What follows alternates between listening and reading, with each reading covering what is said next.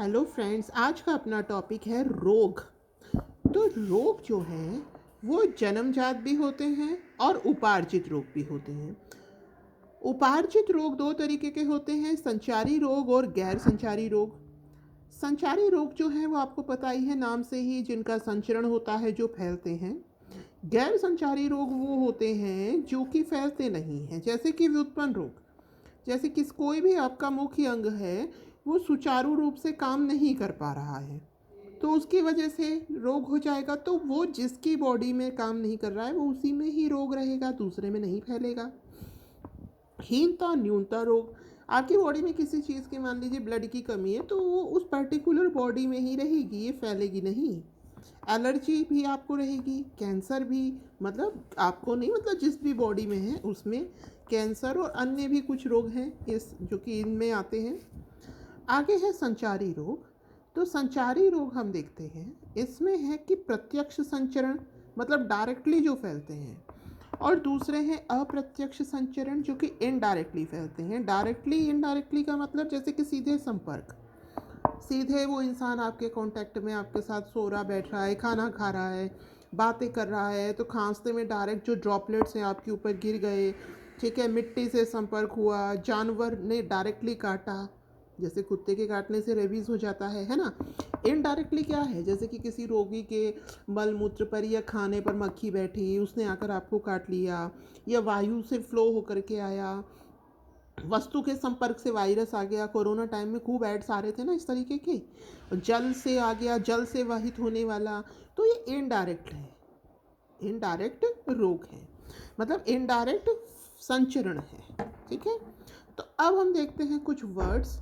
रोग जनक, मतलब रोग को उत्पन्न करने वाला, रोग को उत्पन्न करने वाला। परजीवी, परजीवी का मतलब है परजीवी तो दूसरे पर डिपेंडेंट रहता है, मतलब परपोषी से भोजन और आश्रय प्राप्त करने वाला परजीवी कहलाता है। परपोषी, शरीर जिसके अंदर व ऊपर, परपोषी मतलब दूसरे से, मतलब कोई भी जो जीवाणु है वो दूसरे के शरीर में आश्रय पाता है, तो परपोषी। ग्रसन, परपोषी की शरीर की सतह या वस्त्र। ग्रसन क्या है, मतलब कि जो भी जो अफेक्टेड चीज़ें हैं रोगी की, वो आ गई ग्रसन। रोगवाहक, जो कि रोग को फैलाते हैं, तो रोग जनकों को आश्रय प्रदान करना। वाहक, दूसरों में संचरित करने वाले, ठीक है, दूसरों में संचरित करने वाले वाहक कहलाते हैं। उद्भवन अवधि, स्वस्थ शरीर में रोग जनक का प्रवेश व रोग का लक्षण प्रकट होने के बीच की अवधि, मतलब स्वस्थ शरीर में रोग, जो रोग जनक था उसका प्रवेश हुआ और फिर बाद में रोग के लक्षण प्रकट होंगे, इसमें जितना टाइम गैप होगा वो क्या कहलाएगा, उद्भवन अवधि कहलाएगा। अब हम देखते हैं कि वायरस द्वारा जो उत्पन्न रोग हैं वो कौन कौन से हैं। छोटी माता, खसरा, पोलियो, रेबीज, और भी हैं, एक बार इनको देखते हैं। देखिए, छोटी माता, जो इसका चिकन पॉक्स का जो वायरस है वो है वोरीसेला। इसमें क्या होता है, इसमें ज्वर बुखार चढ़ता है, सिर दर्द होता है, चक्कर शुदाहास होता है, लाल लाल दाने हो जाते हैं शरीर पर, छाती पर और बॉडी पर हर जगह। फिर बाद में उसमें पहले वो मतलब गीले से होते हैं, फिर कुछ दिन बाद सूखने लगते हैं, फिर उस पर वो खुरंट जमने लगती है, ठीक है ना। फिर बाद में खुरंट गिरने लगती है। इस खुरंट के संपर्क में आने से जो रोग है वो फैलता है, मतलब औरों के भी होने का खतरा रहता है। तो इसके लिए क्या किया जाता है, रोगियों को अलग रखें और खुरंट को जला देना चाहिए। खसरा, खसरा का वायरस है रूबेओला, रूबेओला वायरस से फैलता है। खसरा वायु द्वारा फैलता है। इसके सिम्टम्स क्या हैं, सर्दी जुकाम, इसमें छोटे छोटे दाने निकलते हैं। रोगी को अलग रखना चाहिए और स्वच्छता बनाई रखनी चाहिए।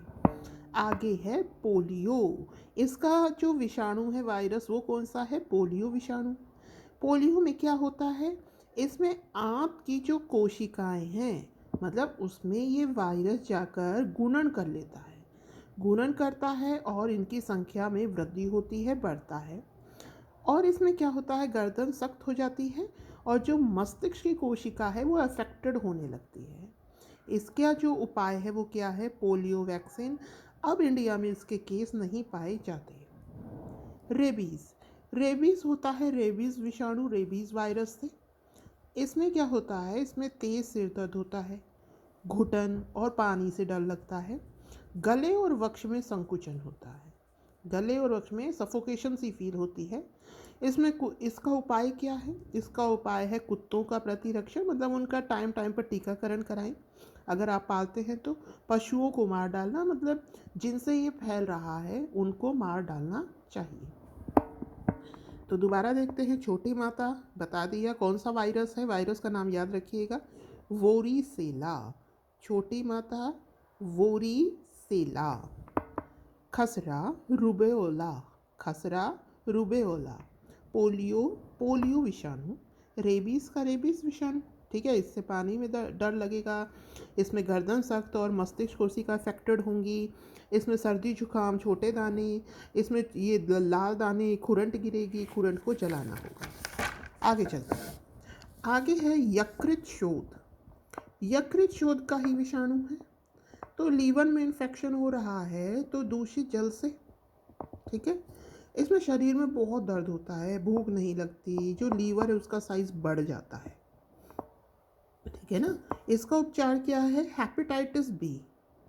हेपेटाइटिस बी की वैक्सीन आती है, वो लगाई जाती है और स्वच्छता का विशेष ध्यान रखा जाता है।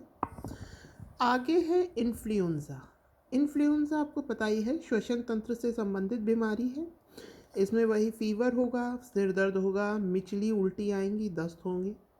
इसमें ज़्यादा से ज़्यादा तरल पदार्थ लेने चाहिए। इसका इलाज क्या है? पैरासीटामोल और एस्प्रिन ली जाती है।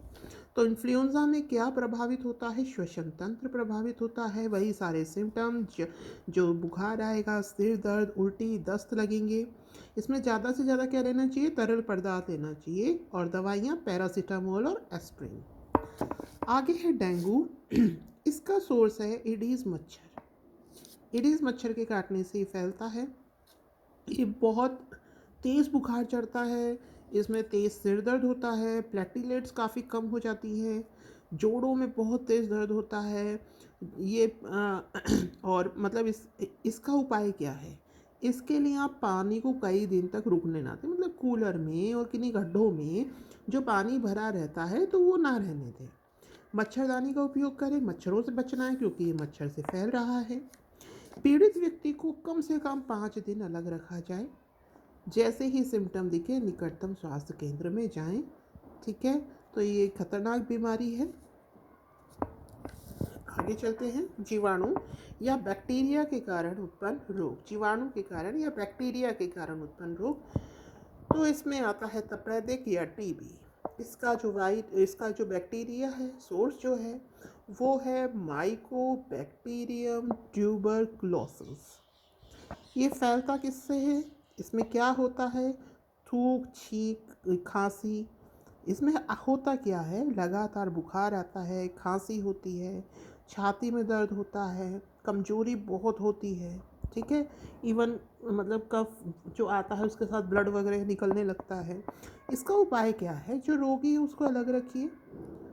बीसीजी के टीके बचपन में ही लगा दिए जाते हैं। जो कमरा है वो हवादार होना चाहिए, स्वच्छ होना चाहिए। एंटीबायोटिक दवाइयाँ रोगी को दी जानी चाहिए, डिफ्थीरिया, ठीक है। फिर आगे है एंटीबायोटिक दवाइयाँ दी जानी चाहिए। सॉरी, आगे चलते हैं। नेक्स्ट है टाइफाइड। आगे क्या है? टाइफाइड। टाइफाइड को मोती जरा और आंत्र ज्वर भी कहते हैं। ये किससे होता है? इसमें देखिए आंत्र अफेक्टेड होती है, तो वो किससे अफेक्टेड होगी? अगर आप खराब भोजन और पानी लेंगे तो उससे, तो संदूषित भोजन व जल से। इसमें क्या होता है? इसमें लगातार बुखार आता है, सिर दर्द होता है, पेट पर लाल लाल दाने हो जाते हैं। तो हमें करना क्या है? इसमें खुला रखा हुआ भोजन और ड्रिंक जो है उसको यूज़ नहीं करना, अच्छे से साफ सफाई रखनी है, एंटीबायोटिक दवाइयाँ लेनी है, रोगी की उत्सर्ग का निपटान करना है। नेक्स्ट हैजा। इसका जो बैक्टीरिया है वो है विसुचिका कोलेरा। हैजा भीड़ वाले स्थान में तेजी से फैलता है। विब्रियो कॉलेरी, इसका वो है बैक्टीरिया विब्रो कॉलेरी। दूषित खाद व जल से, ठीक है, दूषित खाद व जल से विब्रियो कॉलेरी, इससे इसका ये नाम भी है। दूषित खाद और जल से आपको पता ही है, हैजा गंदे खाने और पीने से होता है। इसमें क्या होता है, उल्टी दस्त होते हैं, ऐंठन होती है और मूत्र के द्वारा जो बॉडी के मिनरल्स हैं वो कम होते जाते हैं। उपाय क्या है, हैजा का टीका लगता है भाई, और ORS का घोल दिया जाता है। ठीक है, आगे चलते हैं। आगे है डिफ्थीरिया। तो डिफ्थीरिया का जो बैक्टीरिया है वो है कॉर्नी बैक्टीरियम डिप्थीरिया, नाम ही डिप्थीरिया है। डिप्थीरिया में क्या होता है, हल्का बुखार आता है, गले में गलथा होता है, तुरंत औषधीय उपचार करना चाहिए, मतलब कुछ फंसा फंसा सा महसूस होता है इसमें। DPT का टीका लगाया जाता है। डिप्थीरिया में किसका टीका लगाया जाता है, DPT का टीका इसके लिए लगाया जाता है। शिशु को अलग रखा जाता है अगर उसकी बीमारी हो जाती है तो। आगे है कुष्ठ रोग, लेप्रोसी, ये भी बैक्टीरिया जनित है। इसका जो बैक्टीरिया है वो है माइक्रोबैक्टीरियम लेप्री।